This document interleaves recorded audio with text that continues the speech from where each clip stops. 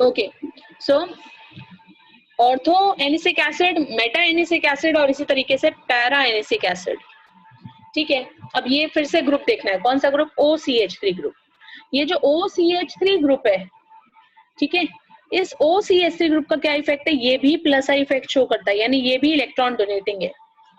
ठीक है, अब ये जो इलेक्ट्रॉन डोनेटिंग ग्रुप यहाँ पर प्रेजेंट है, इसकी वजह से क्या होगा? एसिडिक स्ट्रेंथ कम होती जाएगी, right everyone?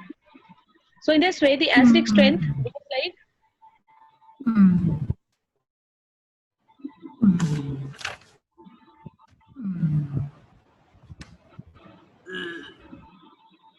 Ma'am please remove Riya Tyagi, video on नहीं है।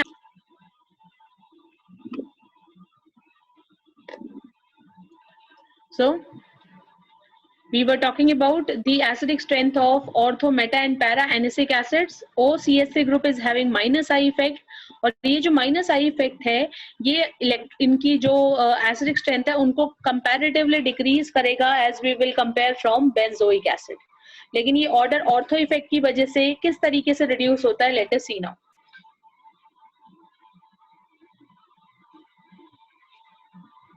OCH3, ठीक है, इसकी जो एसिडिक स्ट्रेंथ है that is found to be equal to meta acidic acid. अब इसका क्या रीजन है, I am just going to tell you. इसके इन दोनों की एसिडिक स्ट्रेंथ ऑर्थो इफेक्ट की वजह से बेंजोइक एसिड से तो ज्यादा ही होगी, एंड देन फाइनली सबसे कम किसकी हो जाएगी? पैरा की हो जाएगी।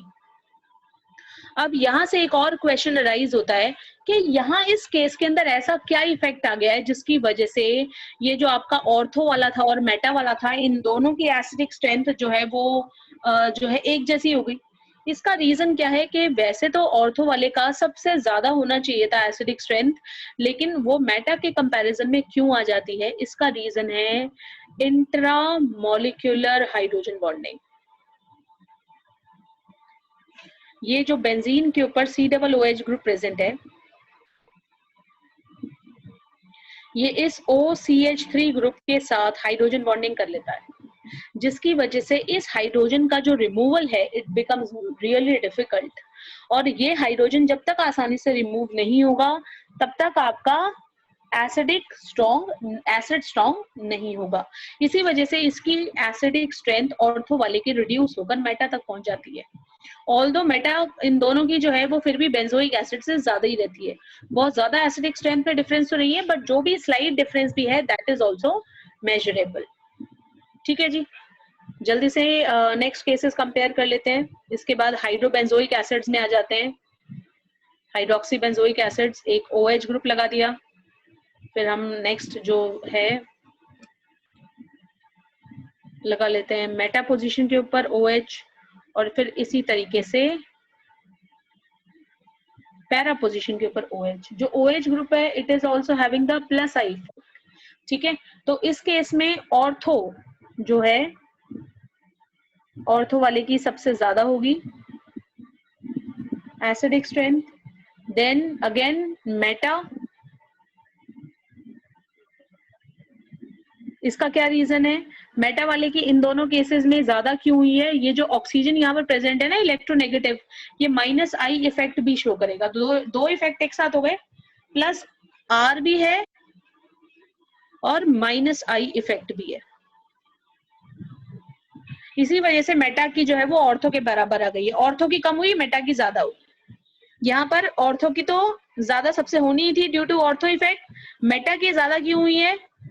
मेटा वाले की हुई है due to minus I effect. Then comparatively benzoic acid simple, और सबसे वीक इनमें से कौन सा हो जाएगा? फिर से पैरा।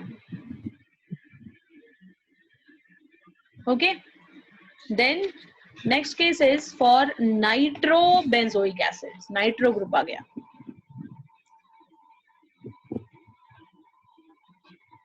NO2। ठीक है, ऑर्थो पोजीशन पे।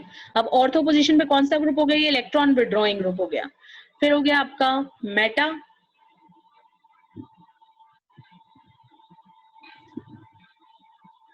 पैरा,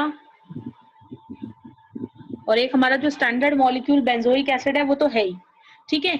अब ये जो NO2 ग्रुप है ना, NO2 ग्रुप का कौन सा इफेक्ट होता है, माइनस आई इफेक्ट है।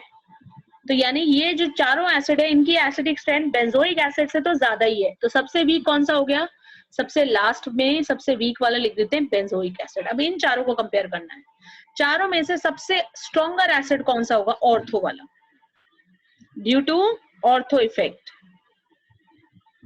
ठीक है जी। ऑर्थो के बाद नंबर किसका आ जाएगा, पैरा का नंबर आ जाएगा।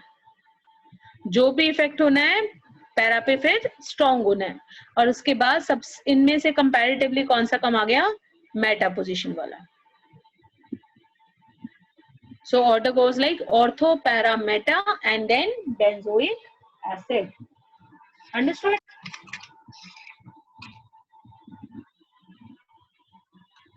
अब इसी तरीके से you want to prepare compare, तो हम इसमें एक और कंपैरिजन लास्ट एसिड के लिए कर सकते हैं, अमीनो बेंजोइक एसिड्स के लिए। मेटा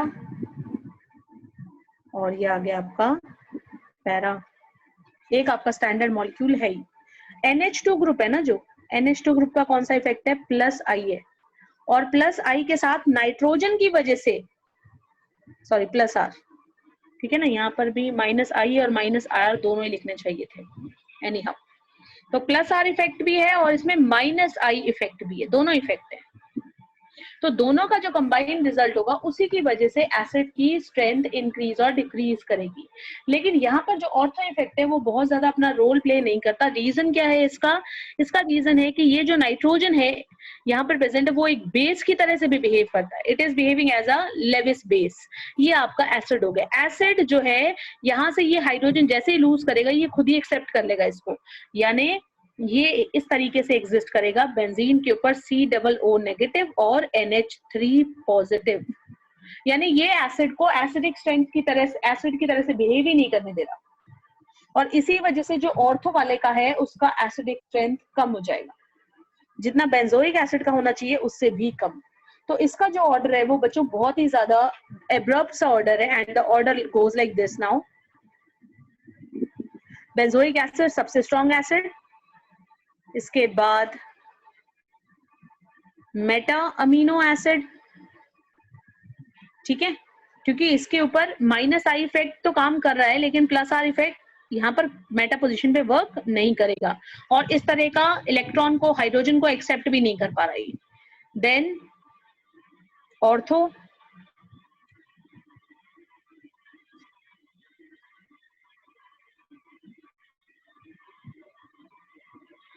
और सबसे जो इनमें से वीक हो जाएगा that is your para. Para के ऊपर सबसे कम क्यों है, क्योंकि प्लस आर इफेक्ट है,